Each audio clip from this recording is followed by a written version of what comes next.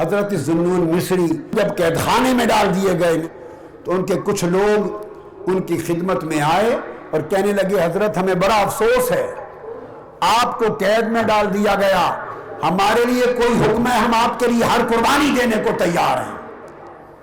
ذوالنون مصری نے ان کی محبت وفاداری کا امتحان لینے کے لیے پتھر اٹھائے، کنکریاں، اور دوڑے انہیں مارنے کے لیے، ان کی طرف پھینکے، سارے بھاگ گئے، سارے بھاگ گئے۔ جب سارے بھاگ گئے ذوالنون مصری ان سے کہنے لگے کہ بس 2 کنکریاں پھینکی ہیں تو تمہارے اخلاص کی بو اڑ گئی، بھاگ گئے۔ اخلاص کے چھوٹے سے امتحان میں کامیاب نہ ہو سکے، چھوٹے سے پتھر برداشت نہ کر سکے، اس چھوٹی سی چوٹ کے ڈر سے بھاگ کھڑے ہوئے، کہکا لگا کے ہنس پڑے اور کہنے لگے درویشوں اور دوستو، دوستی کا امتحان تو ہوتا ہی اس وقت ہے جب یار کی طرف سے تکلیف آئے۔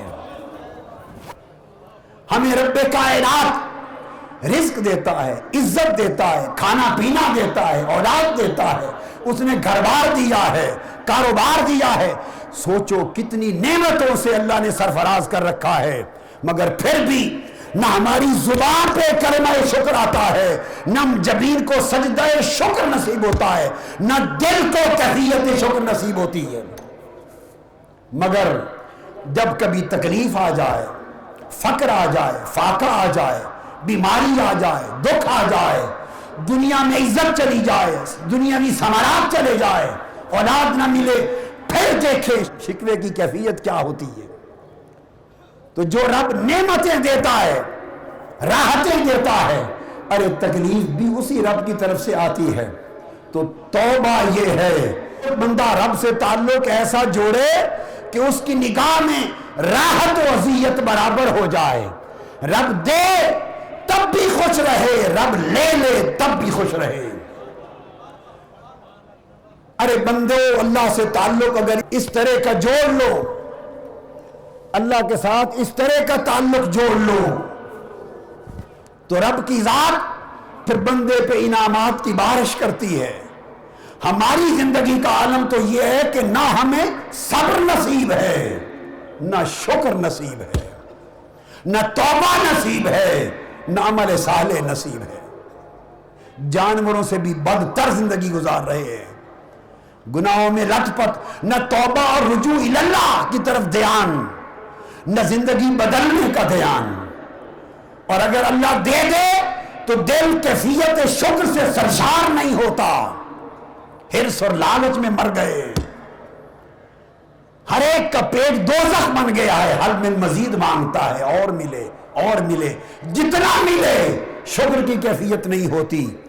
ارے کبھی یہ بھی سوچا وہ چاہتا تو کتا بنا دیتا، ہمیں خنزیر بنا دیتا، بندر بنا دیتا، وہ خالق قادر مطلق ہے، اس نے انسان بنایا اور اپنے محبوب کی امت میں مسلمان بنایا، یہی احسان کافی نہیں؟ صحت دی، عزت دی، چلنا پھرنا دیا، اگر وہ ایک سانس جو آیا اگلا سانس روک لے، اگلا سانس روک لے، ہم اپنی زندگی کو بچا سکتے ہیں؟ نہیں۔ ارے جب ہمارا جینا اس کی ہاتھ میں اور ہمارا مرنا اس کے ہاتھ میں تو ما غرک بربک الکریم، اے انسان پھر کس شے نے تجھے اپنے رب کے سامنے مغرور بنا دیا؟ جھکتے کیوں نہیں؟ قبر کا حال دیکھ کر بدلنے کا ارادہ کریں گے؟ جس دن موت نے آنکھیں بند کر دی تو مہلتیں تو ختم ہو گئی، مہلت تو آج ہے۔ قرآن کہتا ہے بڑے لوگ قیامت کے دن سارے محشر کا منظر دیکھ کر عرض کریں گے مولا اب ہمیں سمجھ آ گئی، ہمیں ایک مہلت دے دے، دنیا میں پلٹ کر جائیں تیرے اطاعت گزار بن جائیں گے۔ آواز آئے گی نہیں، مہلت ختم ہو گئی ہے۔ ارے خوش نصیب ہو کہ ابھی مہلت ہے۔